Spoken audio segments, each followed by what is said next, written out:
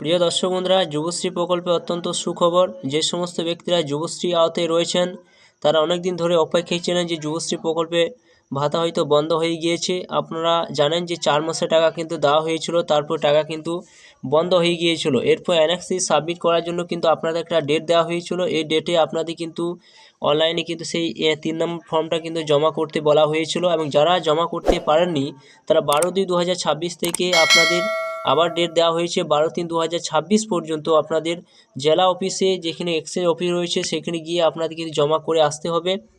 এরপর এই জমা করার মধ্যেই দিয়ে কিন্তু আবার কিন্তু 1 মাসের টাকা আবার কিন্তু আপনাদের ব্যাঙ্ক অ্যাকাউন্টে কিন্তু পাঠিয়ে দেওয়া হয়েছে।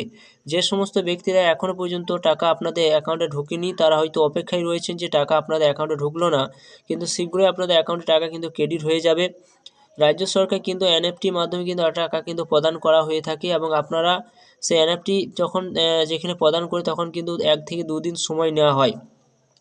তো আপনাদের এই যে টাকাটা দেওয়া হলো, যে 1 মাসের টাকা যে আপনাদের দেওয়া হয়েছে, যে আপনাদের যে আজকে যে টাকাটা কিন্তু ক্রেডিট হলো, সেই টাকাটা কিন্তু আপনার অলরেডি কিন্তু আগে যে পরের মাসে যে টাকাটা আপনাদের বাকি ছিল, অর্থাৎ 4 মাসের টাকা দেওয়ার পর যে টাকা যে বন্ধ হয়েছিল, এরপর 2 মাসের টাকা বাকি ছিল, তা এই যে মাসে টাকাটা দিল সেটা কিন্তু টোটাল কিন্তু আপনার 5 মাসের টাকা কিন্তু আপনাদের দেওয়া রয়েছে। 5 মাসের টাকা কিন্তু আপনাদের দেওয়া হলো। এখনও কিন্তু আপনাদের 1 মাসের টাকা কিন্তু আপনাদের বাকি রয়েছে। এই 1 মাসের টাকা আপনাদের কবে কি দেওয়া হবে, আপনারা অনেকে হয়তো এখনও অপেক্ষায় রয়েছেন যে 1 মাসের টাকা কবে কি আপনাদের আবার দেওয়া হয়ে থাকে, দিতে পারে।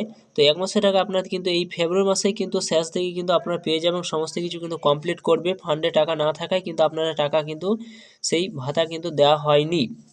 এরপর নতুন যে লিস্ট আবার নতুন করে লিস্ট যে সেই ফাইনাল লিস্টে যারা যে সমস্ত ব্যক্তিদের নাম নথিভুক্ত হবে, আপনারা জানেন যে প্রত্যেক অ্যানেক্সি সাবমিট করার পর কিছু কিছু ব্যক্তিদের নাম কিন্তু ছাঁটাই হয় অথবা বাতিল হয়। এই যে ডেটটা দেওয়া হয়েছে, এই ডেটটা যখনই কমপ্লিট হয়ে যাবে এরপর ফাইনাল লিস্টে আবার নতুন করে নাম কিন্তু চাপবে। অর্থাৎ যে সমস্ত ব্যক্তিরা সঠিক দিয়েছেন সেই সমস্ত ব্যক্তিদের নামগুলো কিন্তু আপডেট হবে, এবং বাকি যারা ভুল ত্রুটি করেছেন তাদের কিন্তু বাতিল হয়ে যাবে। এরপর যারা 35 বছর বয়স হয়ে গেছে সেগুলো কিন্তু বাতিল হবে।